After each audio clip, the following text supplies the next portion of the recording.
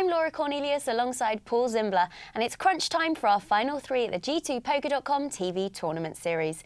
This is how the tournament has unfolded so far. All our final three are guaranteed at least €415, but at more than double that, first place is what they'll all be gunning for. Super Al falls in fourth with just shy of €400, and the first to leave our final table, Lolushov, still walked away with €66. Renot 1 squeaked into the money at 15th at the expense of this week's bubble boy Adalong 1 in 16th. Special shout-outs as well to You Pay My Kid, Icy Dead, Flaggerus and Acadon, who all managed some winning poker but finished shy of the final table. However, we've still got to crown our champion, so let's get back to the table. So we're now down to three at our final table. Super Al took €297. Next payouts are a whopping 415. The money is really jumping now.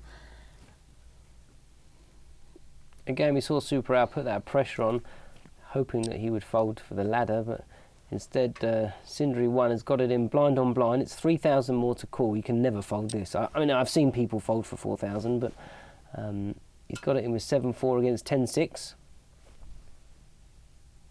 Okay. Oh. It's up and down. And there it is. But there's 10 or a 6 still. Oh. And Sindri is he's back to two and a half bigs. Yeah. Can he make it all the way back? He's got quite a way to go. Well, you say that, next hand is up to like 100 and something thousand, then he's up to 200,000. You know, if he does it against the same player 3 hands in a row. Let's see what Sindri can. Oh, Sindri's not got a bad hand. Well, it looks like it's all going to go in here. Should be opening to 50,000 here. When you're three-handed, Ace-7 is really a good hand, right? King 10's a big hand. So I cannot imagine he's folding King 10 in the blind. 7-9 suited. It's saved Broadcast because he's probably going to stick him in anyway with that chip stack. He's probably going to apply the pressure to Sindri. And he's going to call. There it is. It's all in. Can Sindri hit that king or 10 and to the flop?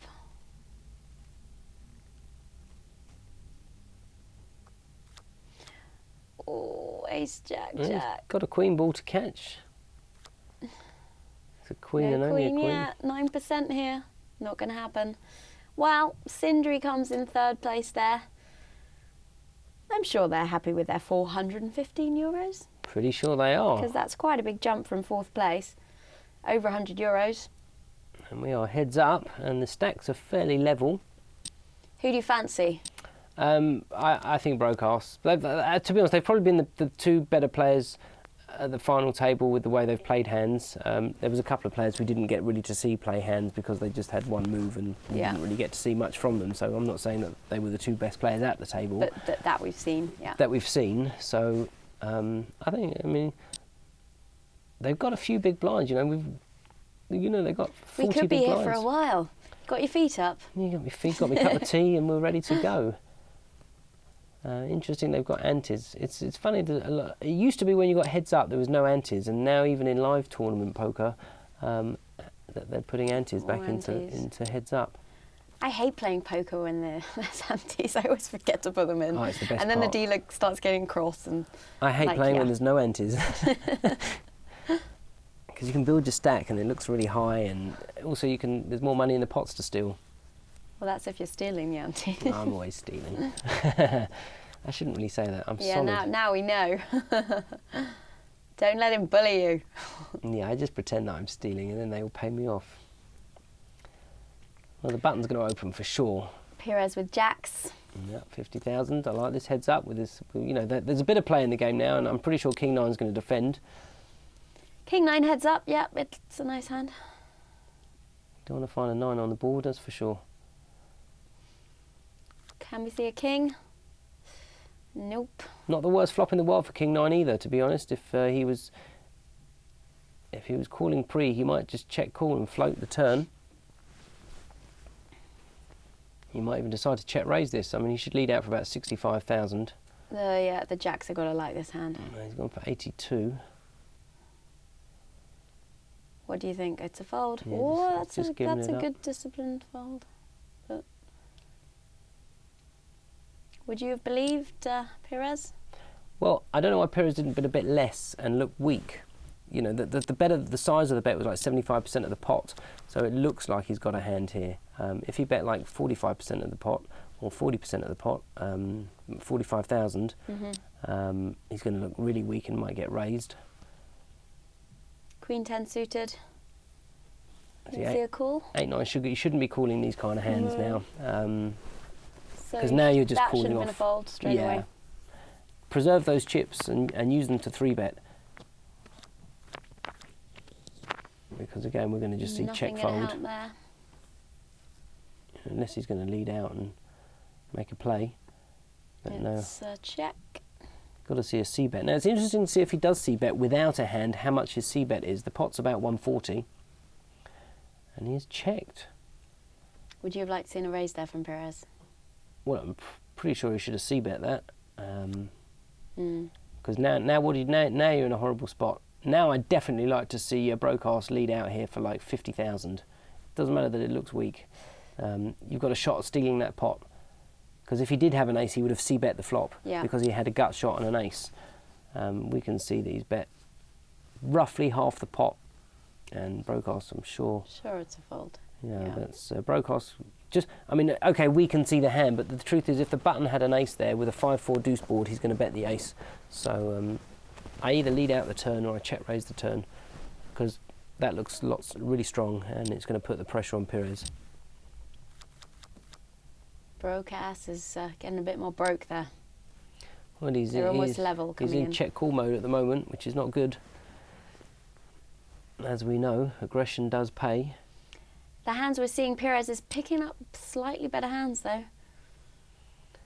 Yeah, but that's pre-flop. Does help when you get the cards, but again, he's defending with 7-9, hoping to hit a flop. Let's see. Nope, not happening. Let's see if he wants to represent on the button. No, he did just make up the blinds on the button, so he hasn't shown any aggression, so it's going to be hard for Perez to believe him for any of this. So he doesn't mind about the ace and the king on board. He's still got a gut shot. He knows the button would have raised with an ace or a king in their hand, so he can just lead out and take, you know, he's just opening up pre-flop to build a pot and taking it away from broadcasts on every board so far. So, you know, fair play to Perez. Now, I don't want to see a flat call. This is just, you're better off, there's flat calling is just weak. Perez has opted to see a flop. And there's a saying that says, never go broke on an unraised pot. Jack 3 ace is not going to help anyone. This is again, he who dares wins. Is this going to be the best player wins the pot? Now broadcast should bet this, even though Perez knows he doesn't have an ace. It'll be interesting to see if Perez is going to check raise, and he has finally bet. It's 25,000. Love to see Perez raise this, but I'm pretty sure he's just going to give it up. Yeah. Yeah. Too scary. But we can see it's like before 6-4, but can broadcast really have an ace here just to limp in on the button? No. So yeah.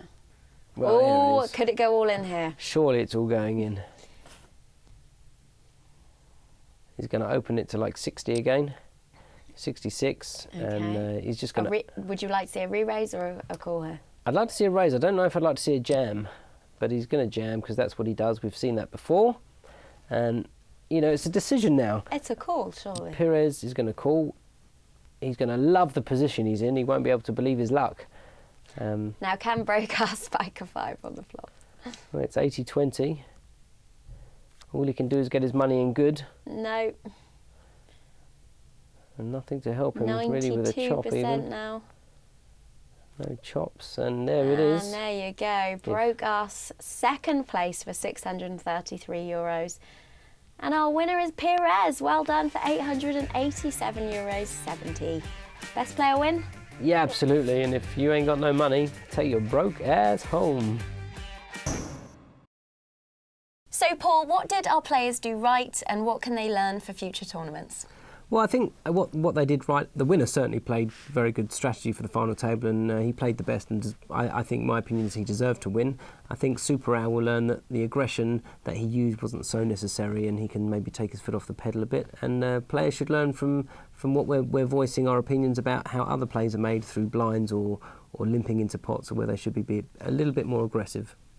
Okay, well, we'll be back soon with more from the G2Poker.com TV tournament series.